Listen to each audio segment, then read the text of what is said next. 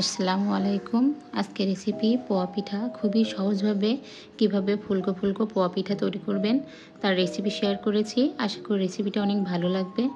পোয়া পিঠা তৈরি করার জন্য এখানে আমি 1 কাপ নিয়েছি শুকনা চালের গুঁড়া আর হাফ কাপ দিয়েছি ময়দা, স্বাদ মতো লবণ দিয়েছি।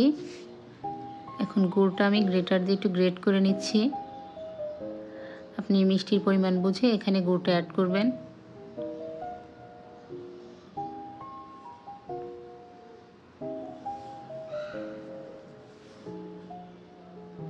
গুড়টা গ্রেট করা হয়ে গিয়েছে। এখন আমি শুকনো উপকরণের সাথে গুড়টা খুব ভালোভাবে একটু মিশিয়ে নিচ্ছি। মেশানোর কাজটা একটু সময় নিয়ে করতে হবে। 3 থেকে 4 মিনিট সময় নিয়ে মিশিয়ে নেবেন।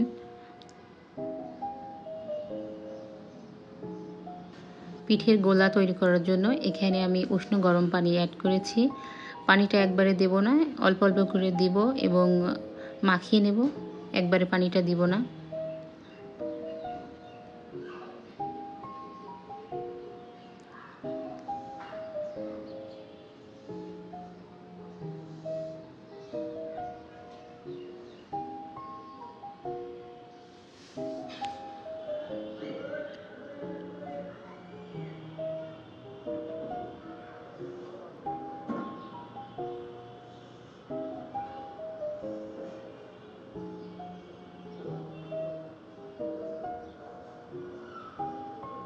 পিঠার গোলা বানানোর কাজটা একটু সময় নিয়ে করতে হবে।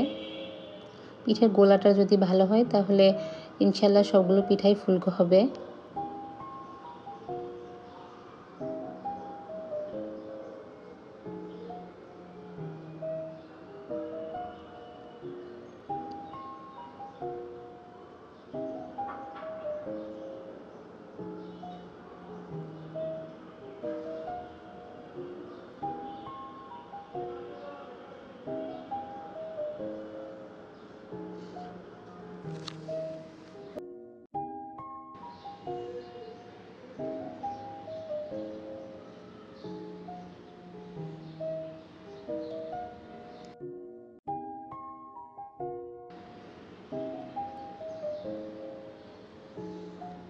গোলার ঘনত্বটা ঠিক এমন হবে, দেখে নিশ্চয়ই বুঝতে পারছেন।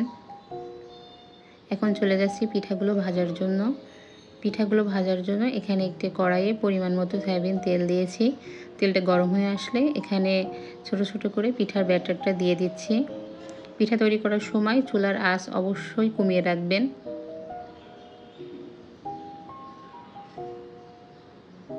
পিঠার গোলা যদি সঠিক হয় ইনশাল্লাহ সবগুলো পিঠাই ফুলকো হবে। রেসিপিটি ভালো লাগলে অবশ্যই একটা লাইক দিবেন এবং সেই সাথে চ্যানেলটি সাবস্ক্রাইব করে পাশে থাকার অনুরোধ রইল। আর যে কোনো প্রশ্ন থাকলে অবশ্যই কমেন্ট করে জানাতে ভুলবেন না। পিঠাটা হয়ে গেছে, এ পর্যায়ে তেল ঝরিয়ে উঠিয়ে নিচ্ছি।